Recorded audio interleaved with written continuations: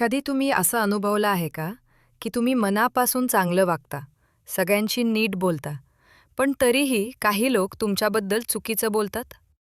तुमच्यावर दोष ठेवतात. तुमचं चांगुलपण समजून घेत नाहीत आणि कधीकधी विनाकारण नकारात्मक वागतात. अशा वेळी मनाला खूप वाईट वाटतं. आपण विचार करतो, मी काय चुकीचं केलं?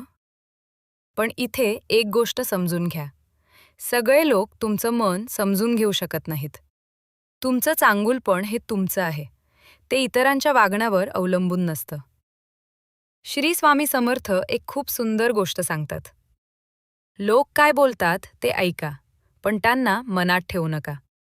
कारण प्रत्येकजण आपल्या विचारांनी वागतो. त्यांच्या शब्दांवर तुमची किंमत ठरत नाही. कधीकधी लोक दुसऱ्यांना कमी दाखवतात, कारण त्यांना स्वतःबद्दल खात्री नसते. म्हणून जर कोणी तुमच्यावर दोष ठेवत असेल किंवा तुमचं मन दुखावत असेल, तर स्वतःला दोष देऊ नका. तुम्ही जसे आहात तसेच चांगले आहात. श्री स्वामी समर्थ सांगतात, तुम्ही तुमचं चांगलं काम करत राहा. इतरांचं वागणं बदलण्याचा प्रयत्न करू नका. सगळे लोक तुमच्यासारखे विचार करत नाहीत. काही लोकांना दुसऱ्यांमध्ये चांगुलपण दिसत नाही. ते नेहमी चुका शोधतात. किंवा कुणीतरी पुढे जात असेल तर त्यांना ते सहन होत नाही. हे समजून घ्या. त्यांचं वागणं हे तुमच्यामुळे नाही, ते त्यांच्या विचारांमुळे आहे. म्हणूनच प्रत्येक गोष्ट मनाला लावून घेणं थांबा. तुम्ही कोण आहात, तुमचं मन कसं आहे, हे तुम्हाला माहीत आहे आणि ते पुरेसं आहे. श्री स्वामी समर्थ सांगतात, आपल्या मनाची शांती सगळ्यात महत्त्वाची आहे. जर तुम्ही प्रत्येक शब्द मनाला लावून घेतला तर तुमचंच मन थकून जाईल. म्हणून थोडं अंतर ठेवा.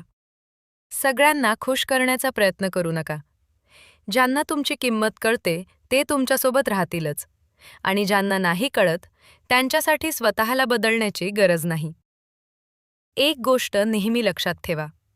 लोक तुमच्याबद्दल काय बोलतात हे तुम्ही थांबवू शकत नाही. पण त्या गोष्टींना किती महत्त्व द्यायचं हे पूर्णपणे तुमच्या हातात आहे. जर तुम्ही मन मजबूत ठेवलं तर बाहेरचं काहीही तुम्हाला तोडू शकत नाही. म्हणून स्वतःवर विश्वास ठेवा आणि मनात स्वामी समर्थांचा आधार ठेवा.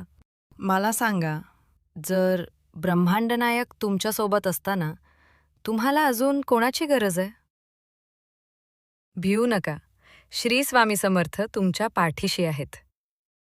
मग लोक काय बोलतात, काय विचार करतात, त्याने तुमच्या मनाला का त्रास व्हावा?